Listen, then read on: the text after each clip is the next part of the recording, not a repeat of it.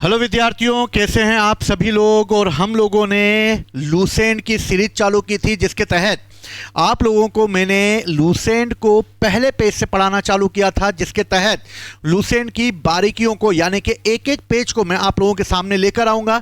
एक एक लाइन हम लोग पढ़ेंगे और ये जानेंगे कि किस तरीके से क्वेश्चंस कैसे आते हैं। इसके अलावा और इंफॉर्मेशन इसी लूसेंट के माध्यम से आप लोगों को मिलेगी। तो लूसेंट में अभी हम बौद्ध धर्म तक आ चुके थे और बौद्ध धर्म के आगे हम इसको कंटिन्यू करेंगे और इस तरीके से आप अपनी तैयारी को बेहतर बनाने के लिए लूसेंट अपने पास रखिए और इसे और अच्छे से करते जाइए। मैं पढ़ाता जाऊंगा, आप लूसेंट को रीड करते जाएं और लिखते जाएं कि आखिर क्या क्या चीजें हमारे लिए इंपॉर्टेंट हैं। चलिए हम चालू करते हैं। मुख्य रूप से बौद्ध धर्म आप निकाल लीजिए और फिर नेक्स्ट पेज पे आ जाइए जहां तक हम लोगों ने पढ़ लिया था। देखिए, सबसे पहले हम बौद्ध धर्म के बारे में जानने का प्रयास करते हैं कि बौद्ध धर्म के बारे में हमें जो विशद ज्ञान प्राप्त होता है वो विशद ज्ञान किससे प्राप्त होता है। तो बौद्ध धर्म में जो सबसे इंपॉर्टेंट चीज है वो होते हैं त्रिपिटक। तो याद रखना, बौद्ध धर्म में किसकी संकल्पना दी गई है? तो बौद्ध धर्म में त्रिपिटक की संकल्पना दी गई है। अब ये त्रिपिटक कौन कौन से होते हैं? तो त्रिपिटक होते हैं विनय पिटक, सूत्र पिटक और अभिधम्ब पिटक। यानी कितने पिटक हुए? 3 पिटक हुए। पहला पिटक है सूत्र पिटक। दूसरा पिटक कौन सा है? दूसरा पिटक है विनय पिटक। और तीसरा पिटक कौन है? तीसरा पिटक है अभिधम्ब पिटक। यानी कि ये 3 पिटक लिखे गए।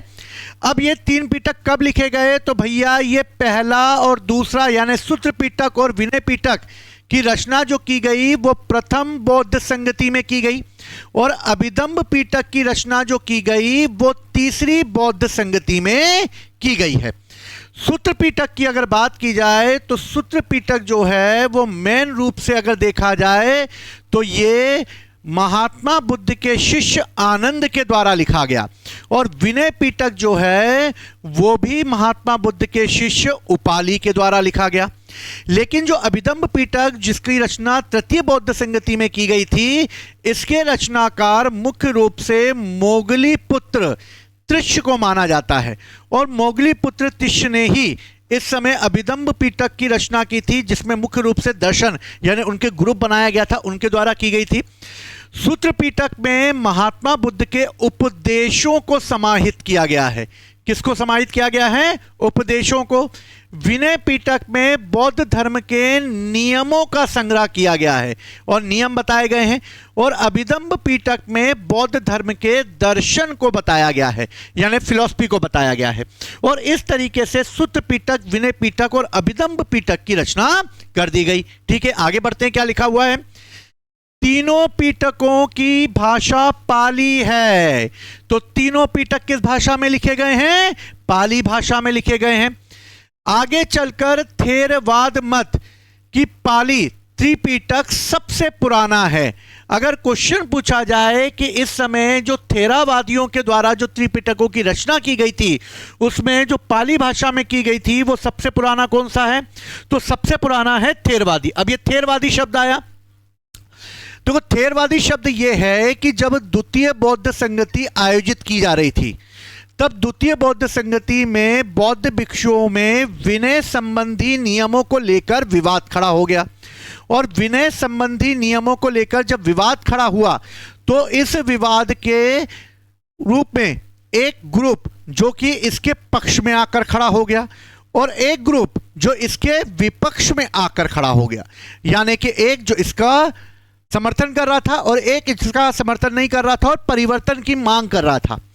जो पक्ष था इसे हैंडल कर रहे थे महाकश्यप और जो विपक्ष था इसे हैंडल कर रहे थे महाकच्चायन। कौन हैंडल कर रहे थे? महाकच्चायन हैंडल कर रहे थे। ठीक है, समझ में आ रहा बच्चों? अब देखो क्या हुआ कि जो महाकश्यप थे इनके जो अनुयायी थे वो कहलाए महासंघिक और ये महासंघिक के नाम से जाने गए। और जो ये महाकच्चायन के थे ये कहलाए स्थविर। और ये स्थिविर संप्रदाय के कहलाए।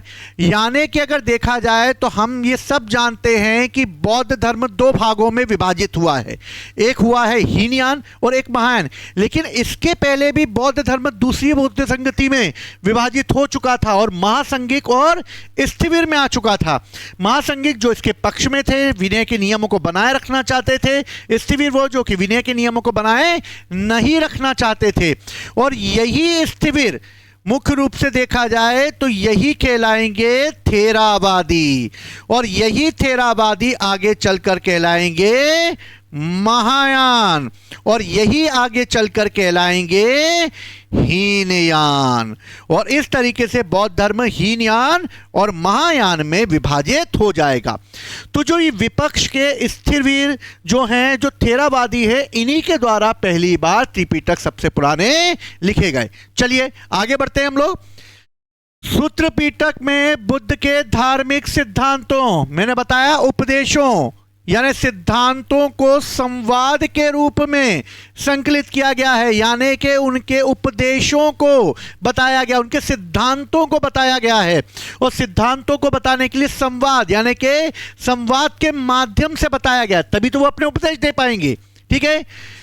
विनय पिटक में संघ के भिक्षु और भिक्षुणी के लिए बनाए गए नियमों का संग्रह किया गया है। नियमों का संग्रह किया गया है, नियम बताए गए। सिंपल सी पकड़ बात, कोई टेंशन नहीं लेगा, सब नियम के अनुसार चलेंगे। जैसा मैं बोल रहा हूं वैसा होगा। बोल दिया मतलब मैंने बोल दिया, मतलब बात खत्म। यानी मेरा वचन ही मेरा शासन है। ठीक है। और संघ के अनुशासन को तोड़ने पर किए जाने वाले प्रायश्चितों की सूची दी गई है। अगर नियम दिए गए हैं तो बेटा तोड़ोगे तो बेटा प्रायश्चित करना पड़ेगा। यह भी किस पर बता दिया उन्होंने, इसमें बता दिया है विनय पिटक में। अब आता अभिदम्भ पिटक। सूत्र पिटक में वर्णित सिद्धांतों के सुव्यवस्थित अनुशासन के लिए आवश्यक सूचियों के सारांश तथा प्रश्नोत्तरी का समावेश किया गया है। मेन रूप से देखा जाए तो ये फिलॉसफी यानी कि दर्शन पर आधारित है, दार्शनिक सिद्धांत हैं जिसमें सूत्र पिटक में वर्णित सिद्धांतों के आधार पर रखा गया है। तो ये तीनों हो गए। पाली त्रिपिटकों को पहली शताब्दी ईसा पूर्व में यानी कि फर्स्ट सेंचुरी में श्रीलंका के शासक वत्तगामिनी की देखरेख में पहली बार लिपिबद्ध किया गया। यानी कि अभी तक जितने भी बोल रहे थे, मैं मान लो एक बौद्ध भिक्षु हूं, मैंने ज्ञान प्राप्त कर लिया और मैंने ज्ञान प्राप्त करके अपने शिष्य को दे दिया, फिर शिष्य ने किसी और को दे दिया, लेकिन लिपिबद्ध नहीं किया गया। भाई लिखो तो सही यार, क्या बोल के गए महात्मा बुद्ध, लिखना तो पड़ेगा ना। तो महात्मा बुद्ध जो बोल के गए उसको लिखने के लिए हमें उसे लिपिबद्ध करना होगा, और लिपिबद्ध करने के लिए सबसे पहले श्रीलंका के शासक ने फर्स्ट सेंचुरी में वत्तगामिनी के द्वारा पहली बार इसे लिपिबद्ध किया गया है। Got it my point? समझ में आ गया? एंजॉय। चलो आगे बढ़ते हैं। सूत्र पिटक में भैया 5 निकाय हैं। याद रखना भैया, सूत्र पिटक में कितने निकाय? 5 निकाय हैं। दिग निकाय, मध्यम निकाय, संयुक्त निकाय, अगुत्तर निकाय, खुद्दक निकाय। तो भैया 5 निकाय बताए गए हैं। बुद्ध के पूर्व जन्मों से जुड़ी हुई हैं जातक कथाएं। तो याद रखना, जातक कथाएं किस धर्म से रिलेटेड हैं? तो जातक कथाएं बौद्ध धर्म से रिलेटेड हैं, जो महात्मा बुद्ध के पुनर्जन्म की कथाएं हैं। और इन पुनर्जन्म की कथाएं खुद्दक निकाय की 15 पुस्तकों में से एक मानी जाती है। तो भैया एक्सक्यूज मी, क्या पूछ लिया भैया उसने कि जातक कथाएं जो हैं वो बौद्ध धर्म से रिलेटेड है, दिक्कत नहीं, टेंशन खत्म। लेकिन ये जातक कथाएं किसका पाठ है? तो जातक कथाएं सूत्र पिटक के खुद्दक निकाय का पाठ है। समझ में आई? तो खुद्दक निकाय का पाठ है ये। दूसरी तरफ खुद्दक निकाय में धम्मपद यानी कि नैतिक उपदेशों को पद्यात्मक संकलन किया गया है और बताया गया है इसमें कि भैया कैसे नैतिक नियमों का पालन करना चाहिए। थेरी गाथा, ठीक है, यानी थेर गाथा, ये बौद्ध भिक्षुओं के गीत हैं। थेरी गाथा क्या है? बौद्ध भिक्षुओं के गीत हैं। और थेरघाता के बाद थेरीगाता, यानी थेरघाता बौद्ध भिक्षुओं के और थेरीगाता बौद्ध भिक्षुओं के गीत हैं। तो भैया थेरघाता और थेरीगाता याद रखना। थेरघाता बौद्ध भिक्षुओं के गीत, थेरीगाता बौद्ध भिक्षुओं के गीत हो गए। क्लियर है? बौद्ध धर्म मूलतः अनिश्वरवादी है, ये ईश्वर की सत्ता को एक्सेप्ट नहीं करता और बौद्ध धर्म कहता कोई ईश्वर नहीं होता है। और ये सृष्टि जो है वो एक अनिश्वर यानी कि बिना ईश्वर के चलने वाली है, इसे कोई ईश्वर नहीं चलाता। जैन धर्म भी अनिश्वरवादी को एक्सेप्ट करता है, दोनों ने इसको एक्सेप्ट किया। लेकिन आत्मा की परिकल्पना को बौद्ध धर्म नहीं मानता और आत्मा के मामले में बौद्ध धर्म साइलेंट है। और बौद्ध धर्म कहता आत्मा है कि नहीं है, इस पे एक्सक्यूज मी, मेरे से मत कुछ पूछो, हाँ जैनियों से पूछ लो, जैन लोग बोल देंगे। तो जैनियों ने बोला हाँ आत्मा होती है, पर बौद्ध धर्म की बारी है तो बौद्ध नहीं, आत्मा नहीं, आत्मा नहीं, और आत्मा के बारे में उन्होंने कुछ नहीं बोला है। तो याद रखना आत्मा के बारे में वो कुछ भी नहीं बोलते हैं। तो समझ में आ गई बात सबको? चलो अब हम आगे बढ़ते हैं। और बौद्ध धर्म में और किसकी कल्पना की गई है? तो बौद्ध धर्म में पुनर्जन्म की मान्यता है और बौद्ध धर्म ये कहता है कि पुनर्जन्म होता है। अगर पुनर्जन्म नहीं होता तो महात्मा बुद्ध के पे जो पुनर्जन्म की कथाएं जो हमें जातक कथाओं में मिलती हैं वो कैसे मिल जाती? तो जातक कथा में पुनर्जन्म की कल्पना की गई है। तृष्णा को क्षीण हो जाने पर की अवस्था को ही बुद्ध ने निर्वाण कहा है। जब आपकी इच्छाएं कमजोर पड़ जाएं, जब आपकी तृष्णा को धूमिल कर दिया जाए, ऐसी अवस्था आपको निर्वाण की ओर ले जाएगी। उनका मानना है कि पूरा विश्व जो है वो किससे भरा पड़ा है? दुखों से भरा पड़ा है।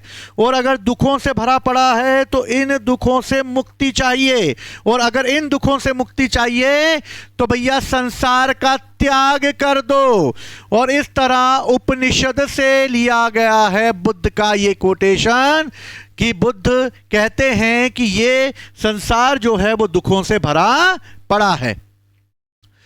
बुद्ध के अनुयायियों को दो भागों में बांटा गया। एक कहलाए हैं भिक्षुक, बौद्ध धर्म के प्रचार के लिए जिन्होंने संन्यास ग्रहण कर लिया है वो भिक्षुक, और जिन्होंने गृहस्थ जीवन में रह के ही बौद्ध धर्म अपना लिया है उसे उपासक कहा गया।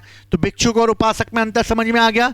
भिक्षुक जो संन्यास ले लेंगे, उपासक जो संन्यास नहीं लेंगे।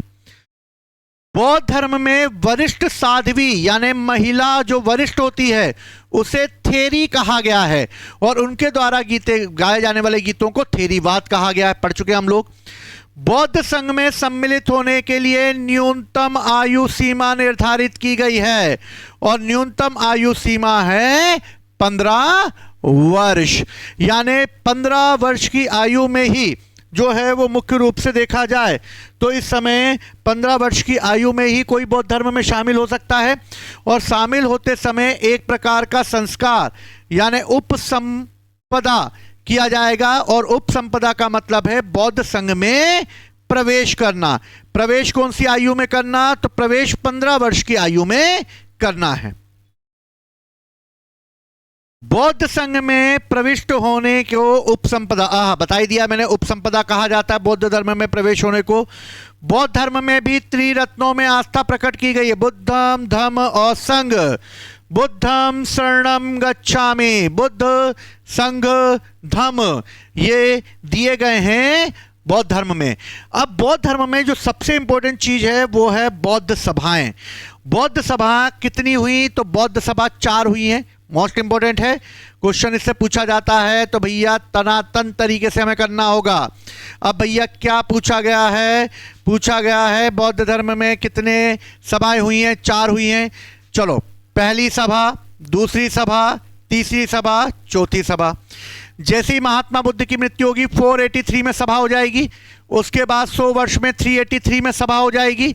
उसके बाद कई लोग इसे 249 भी मानते हैं, कोई 250 मानता है, 251 भी मानते हैं तो 250 में हो जाएगी, और चौथा तो 98 में होगा, और कई लोग इसे 102 भी मानते हैं। ठीक है, चतुर्थ बौद्ध संगति का आयोजन होगा। अब चतुर्थ बौद्ध संगति का आयोजन होगा तो इसको लेकर कई लोगों ने अपने अपने तरीके से बताया है। जैसे प्रथम बौद्ध संगति होगी राजगृह में, क्योंकि उस समय पाटलिपुत्र की कैपिटल राजगृह है। दूसरी बौद्ध संगति होगी वैशाली में। तीसरी बौद्ध संगति होगी पाटलिपुत्र में। और चतुर्थ बौद्ध संगति होगी कश्मीर के कुंडल वन में। पहली बौद्ध संगति राजगृह यानी के पाटलिपुत्र, दूसरी वैशाली में, तीसरी पाटलिपुत्र में, चौथी कुंडलवन कश्मीर में। पहले के अध्यक्ष होंगे महाकश्यप, दूसरे के होंगे सबकामी, तीसरे के होंगे मोगलीपुत्र तिष्य, चौथे में अध्यक्ष और उपाध्यक्ष होंगे। अध्यक्ष होंगे वसुमित्र और उपाध्यक्ष होंगे अश्वघोष। और इस तरीके से उपाध्यक्ष के पद पर अपॉइंट किया जाएगा अश्वघोष को। तो मोस्ट इंपॉर्टेंट फैक्ट जो है वो ये है कि चतुर्थ बौद्ध संगतियां हो रही हैं 483, 383, 250, 98, 102। कहां पर हो रही है? तो भैया पहली होगी राजगृह, दूसरी वैशाली, तीसरी पाटलिपुत्र और चौथी कश्मीर के कुंडलवन में।